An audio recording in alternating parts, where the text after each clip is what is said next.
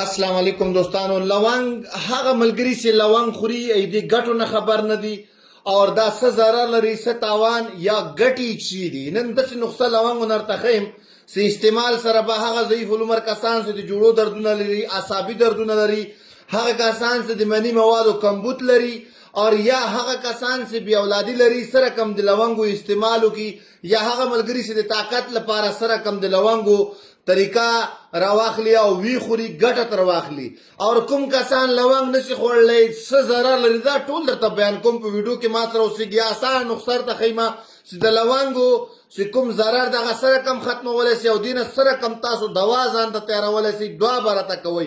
اول راځم چې دا څه پیدې دردو لپاره، سپرم لپاره، دې نه علاوه اعصابي دردو لپاره او د قوت مدافع لپاره لونګ سره کم خوړل کېږي.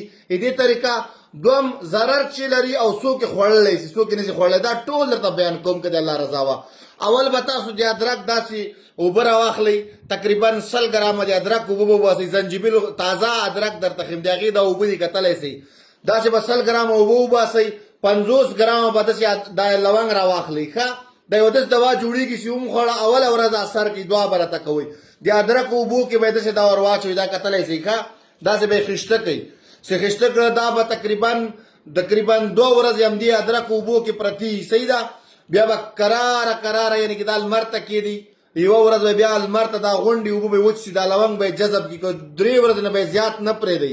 3 ورځې بعد که جذب کړی نه وي روا به یې خلئ په اخبار داسې یوه ټوټه به راواخلئ د اخبار داسې په دې به دا لونګ چپه کوئ، په دې باندې به سوري ته دا لونګ وچ کړئ. چې وچ شول دا به پاوډر کړئ. چې پاوډر هم کړه دې نخود قدر ته صرف د شپې 1 ګیلاس شیدو سره به خورئ. هغه کسان چې عمرونه یې 45 نه زیات وي او دردونه لري شپې، دې نه علاوه تش ادرار زیات ورځي، دې نه علاوه شکر لري او تش ادرار بار بار کوي، یا هغه کسان چې بې اولادي لري د نخود قدر ته صرف د شپې 1 ګیلاس شیدو سره 15 ورځې به یې خورئ. 15 ورځې به بیا دا بند کړئ. 15 ورځې به بعد بیا 15 ورځې دا یعنې کې تاسو خوراک یې شروع کړئ. د الله په فضل اعصابي دردونه، بې اولادي چې کوم سپرم کمی وي، اډوکو لپاره څومره چې ما ګټې وښودلې په دې لونګو کې موجود دي. بل هغه کسان به دا نه خوري چې عمرونه یې کم وي. صحیح ده، بې اولادي که لري عمرونه یې کم وي، هغه کسان چې جریان لري، سوچ فکر یې بلې خوا لاړ شي، هغه نه کتره یا مزي خراج کوي، هغه کسان به دا نه خوري لونګ. بل هغه کسان چې تش ادرار یې زیړ وي هغه به دا نه استعمالوي، هغه ګرمي والا کسان وي بیا ضرر ورته کوي. نو دا لونګ او داسې طریقه مې ورته ښودلې انشاءالله چې کوم ضعیف العمر کسان دي طاقت دوانو پسې ګرځېږي یا دردونه څوک لري دې شکل کې جوړه کوي، استعمال یې کوي. دعا به راته کوئ که د الله رضا وه.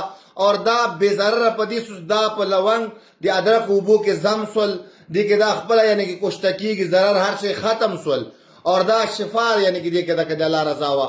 بل چې کوم علایم مې ښودلي هغه کسان دا استعمال کوي. دعا به راته کوئ دې شکل کې دا وخورئ اور یعنی کسی اوم خوړل هغه نه پس بیا دې کمالات ګوري که د الله رضا وه. ښه وخت ولرئ. لویه له تم سپارم. السلام علیکم دوستانو.